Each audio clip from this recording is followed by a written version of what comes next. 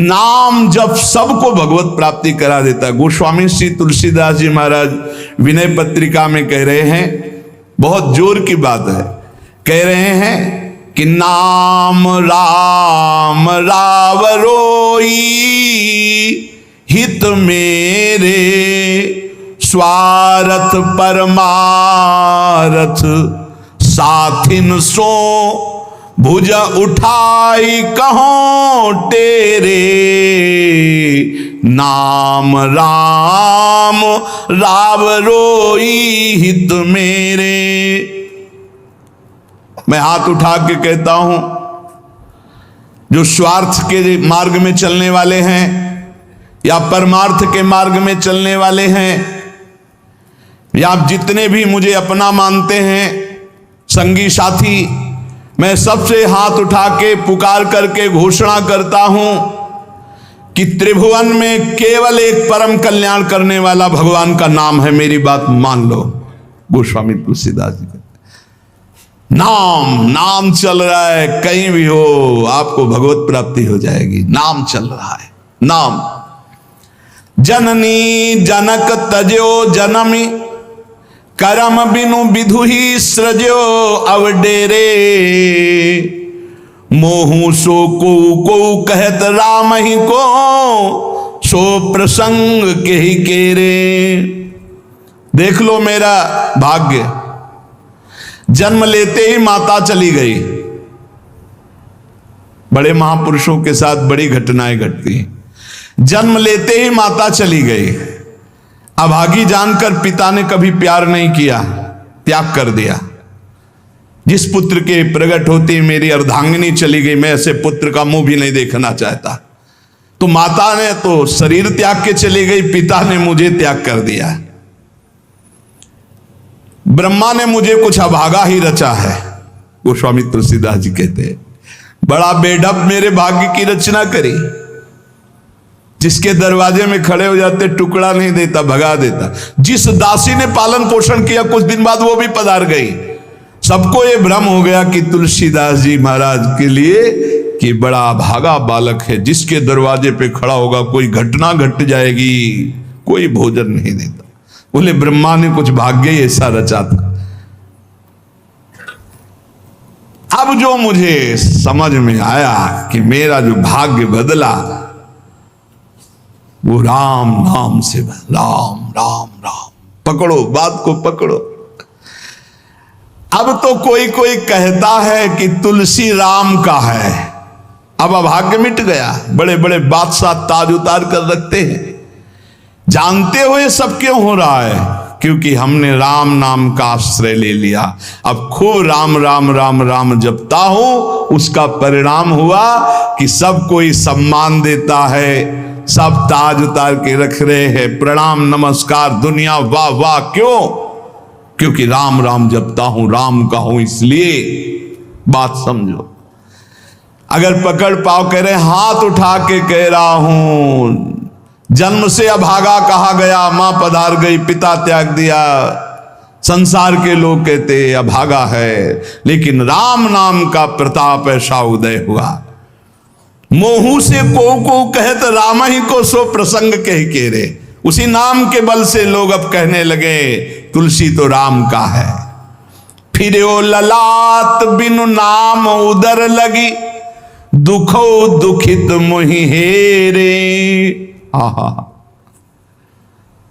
जब मैं राम नाम का आश्रय नहीं लिए था, तब पेट भरने के लिए द्वार द्वार पर ललचाकर भूख से व्याकुल होकर खड़ा होता। उस समय मेरी दशा मुझे याद है कि अगर दुख देखे तो दुखी हो जाए, ऐसी मेरी दशा थी। बालक अवस्था, भूख से व्याकुल, दूसरे के दरवाजे पे खड़ा और धक्का मार के लोग भगा देते, अभागी है। फिर ओ ललाट बिनु नाम उदर लगी, दुखो दुखित मोहि हेरे। अब बोले नाम प्रसाद लहत रसाल फल, अब हो बबूर बहेरे। नाम राम राव रोई हित मेरे। जब नाम जब शुरू हुआ तो नाम की कृपा से क्या हुआ? कि बबूल और बहेड़े के जो वृक्ष थे अब उनमें आम लग गया।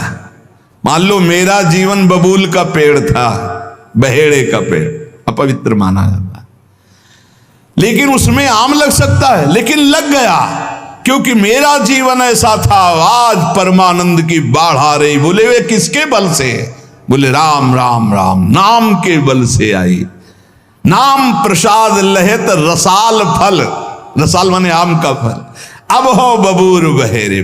पहले तो मैं कैसा था? बोले बबूल का पेड़, काटा ही उगेगा, दुख ही मिलेगा। और जब नाम का जप शुरू किया तो उसी बबूल में रसाल लग गया, आम का फल अर्थात महान आनंद। साधत साधु लोक परलोक ही, सुनि गुनि जतन घनेरे।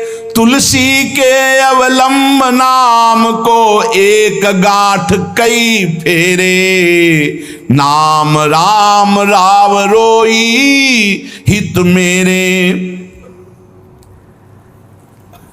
संत जनों ने, शास्त्रों ने जब कहा कि जीव के समस्त दुखों को मिटाने में समर्थ है नाम, बस उसके अनुसार हमने पकड़ लिया, नाम जप करना शुरू कर दिया।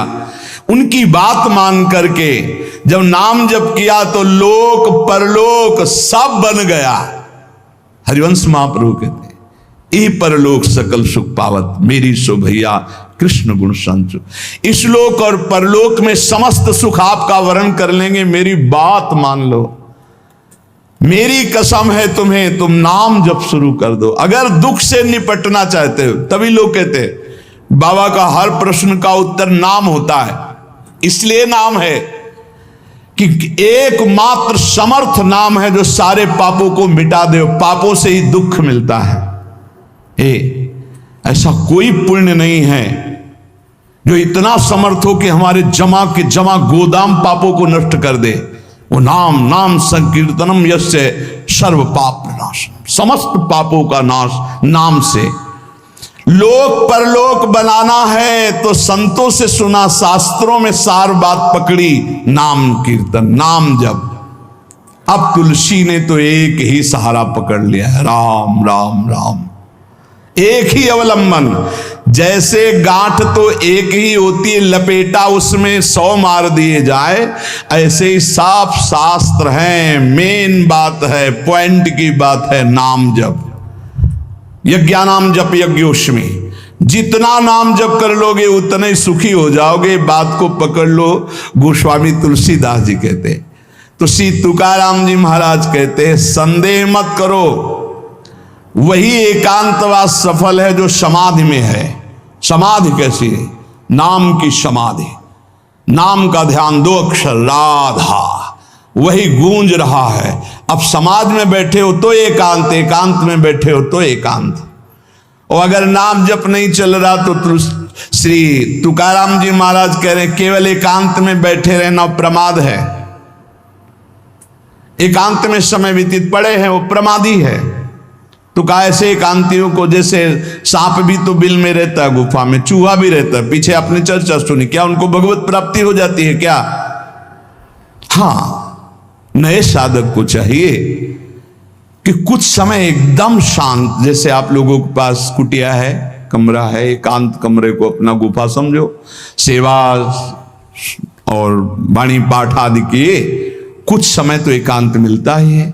उस समय बैठ करके मन को प्रभु के चिंतन में, कई बार हम कहते हैं कि आप कहाँ हो, हजारों बार यहाँ सत्संग में कहते हैं नाम चलाओ, अंतर्मुख। जब हम सेवा में लगे हैं तो नाम चिंतन चल रहा है, जब सेवा से विलग है तो एकदम समाधिस्थ है, एकदम आनंद, नाम चल रहा जी। ठाढ़े बैठे परे उताना, कबीर काहे हम राय ठिकाना। चिंतन ही हमारे जीवन का सार है, इतनी बात समझ लो। अगर आपका चिंतन नहीं चल रहा, हम कोई महत्व नहीं रखते, इन सब बाहरी बातों का महत्व नहीं रखते, ध्यान रखना। खास बात है आपका चिंतन क्या चल रहा है। हमारे हृदय को प्रसन्न करने वाली सबसे बड़ी सेवा है आपका चिंतन। अचानक दृष्टि आपके चेहरे में पहुंचे और आपकी नेत्र दिखाई दे रहे अंतर्मुखता में, एक हृदय में शीतलता आ जाती है, हाँ काम हो गया। अगर साधक ऐसे चलेगा तो बहुत जल्दी काम हो। मुख बरनत हरिवंश चित्त नाम हरिवंश रति, मन सुमिरन हरिवंश, ये जो कृपा हरिवंश। एक क्षण का भी, जैसे हम चर्चा कर रहे हैं तो भगवत चर्चा और एकांतिक कर रहे हैं तो भगवत प्रश्नोत्तर, उस समय भी किसी के भी एक चेहरे को लक्ष्य बना लेते हैं। वो समझता है हमको बहुत प्यार करके देख रहे हैं, नहीं, हम उस समय नाम लिखते हैं, नाम लिख करके वार्ता करते जा रहे हैं, बराबर दृष्टि उसके जमाए हुई है, वो समझ रहा है हमारी तरफ देख रहे हैं, हम बिल्कुल नहीं पहचानते ही नहीं कौन होगा, हम तो बोर्ड मिल गया, अच्छा उसमें नाम लिख रहे हैं, अपनी वार्ता कर रहे हैं। साधु हर समय सावधान सो, साधु नहीं, साधु का है का सेवा सुमिरन सावधान। इसलिए हम माइक से गरज के कह रहे हैं कि हम कभी भी किसी से पूछ सकते कहां हो, पक्का समझ लो हमारा कोई व्यवहार नहीं है, हमारा कोई प्रिय नहीं, हमारा सबसे प्रिय वही है जो भजन करता है, जो सुमिरन करता है। अचानक दृष्टि पड़ी, आपसे पूछा कहां हो जी, अच्छा ठीक है, हृदय शीतल हो जाएगा। अगर सुमिरन नहीं तो फिर हमको आप अगर सेवा शब्द से प्रभावित हो तो सेवा है आज्ञा, आज्ञा समन सुसाहिब सेवा।